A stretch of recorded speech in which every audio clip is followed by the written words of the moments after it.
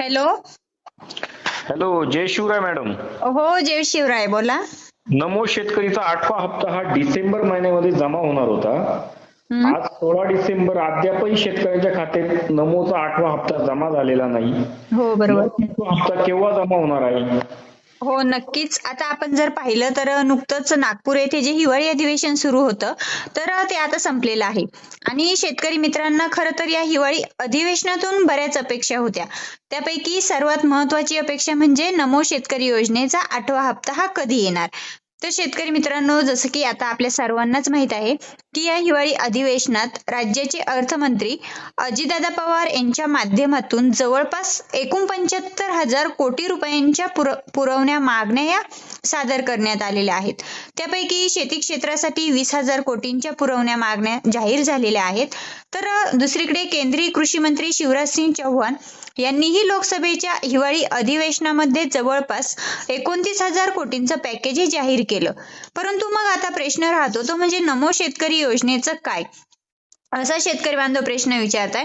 तर शेतकरी हो. मित्रांनो, आतापर्यंत आपण जवळपास नमो शेतकरी योजनेच्या 7 हप्त्यांचा लाभ घेतलेला आहे. आणि आता आपल्या सर्व शेतकरी बांधव प्रतीक्षेत आहेत ते म्हणजे नमोच्या 8व्या हप्त्याच्या. तर मित्रांनो, आता आपण पुढे हे जाणूनच घेणार आहोत की नमोचा 8वा हप्ता हा केव्हा शेतकऱ्यांच्या खात्यात जमा होणार. पण मित्रांनो, त्या अगोदर 8व्या हप्त्यासाठी जवळपास 6 लाख शेतकरी हे अपात्र केलेले आहेत. आता यामध्ये कोणते शेतकरी बांधव असणार आहेत की जे शेतकरी बांधव नमोच्या 8व्या हप्त्यासाठी अपात्र ठरलेले आहेत. त्यामध्ये सर्वात महत्त्वाचं म्हणजे एका कुटुंबातील एकापेक्षा जास्त ज्या व्यक्ती आतापर्यंत पीएम किसान योजना असेल किंवा नमो शेतकरी योजना असेल त्या योजनेचा लाभ घेत असतील तर त्याही व्यक्तींना त्यातून वगळण्यात आलेला आहे. आणि एका कुटुंबातील एकच व्यक्ती त्यामध्ये पात्र असणार आहे. त्यानंतर जे शेतकरी बांधव इन्कम टॅक्स भरतात असेही शेतकरी बांधव यातून वगळण्यात आले. त्यानंतर काही शेतकरी बांधवांची ई-केवायसी कंप्लीट नव्हती, काहींचं लँड रेकॉर्ड कंप्लीट नव्हतं, काहींचं आधार रेकॉर्ड कंप्लीट नव्हतं आणि काहींचं फार्मर आयडी कार्ड कंप्लीट नव्हतं. असेही शेतकरी बांधव यातून वगळण्यात आले. तर शेतकरी मित्रांनो, आता पीएम किसानच्या 21व्या हप्त्यासाठी आपण जर पाहिलं तर जवळपास 93 लाख शेतकरी बांधव पात्र ठरले. परंतु मग आता नमोच्या हप्त्यासाठी तेवढे 93 लाख शेतकरी बांधव पात्र असणार आहेत का, तर अजिबात नाही. तर नमोच्या 8व्या हप्त्यासाठी फक्त आणि फक्त 90,41,241 शेतकरी बांधव पात्र आहेत. आता यामध्ये तुमची 4 कामे जर पूर्ण असतील तरच तुम्हाला लाभ मिळणार आहे.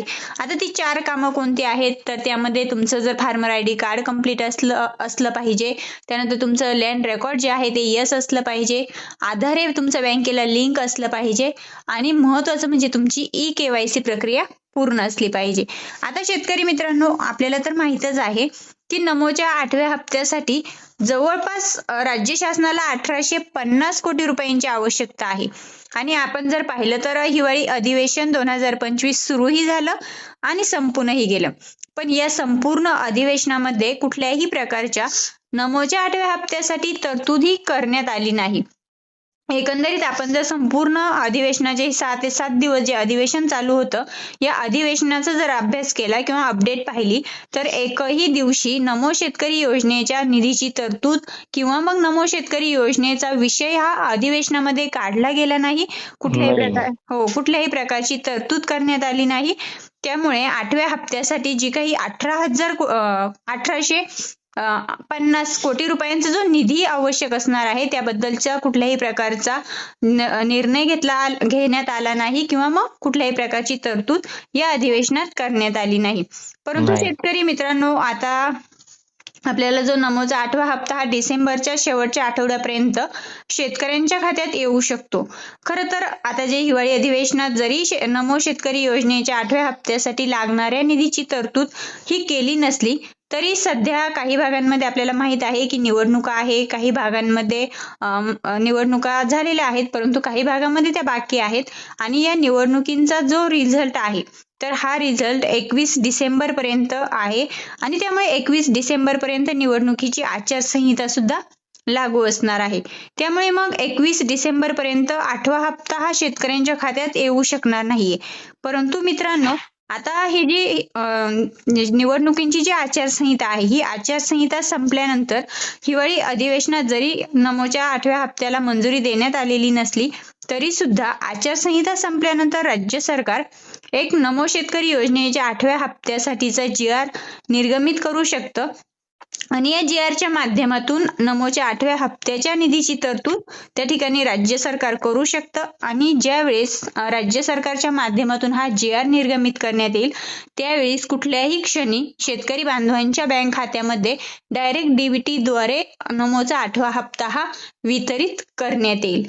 आता शेतकरी मित्रांनो, तुम्हाला असाही प्रश्न पडलेला आहे की कारण काही सोशल मीडियावरती असंही सांगण्यात येतंय की नमोच्या निधीमध्ये वाढ करण्यात आलेली आहे, म्हणजे ज्या ठिकाणी आपल्याला 2,000 रुपयांचा लाभ भेटत होता त्या ठिकाणी आता शेतकरी बांधवांना प्रति शेतकरी बांधव 3,000 रुपये असा लाभ भेटणार. कारण आपण बऱ्याच सोशल मीडियाच्या व्हिडिओमध्ये पाहिलेलं आहे.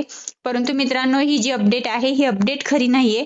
कारण ज्या ठिकाणी हिवाळी अधिवेशन पार पडलं, या हिवाळी अधिवेशनामध्ये नमोच्या 8व्या हप्त्यासाठी जे 1,850 कोटी रुपयांचा निधी हवा आहे त्या निधीचीच तरतूद झालेली नाही. तर निधीच्या वाढीबाबत केव्हा तरतूद होईल असाही प्रश्न आहे.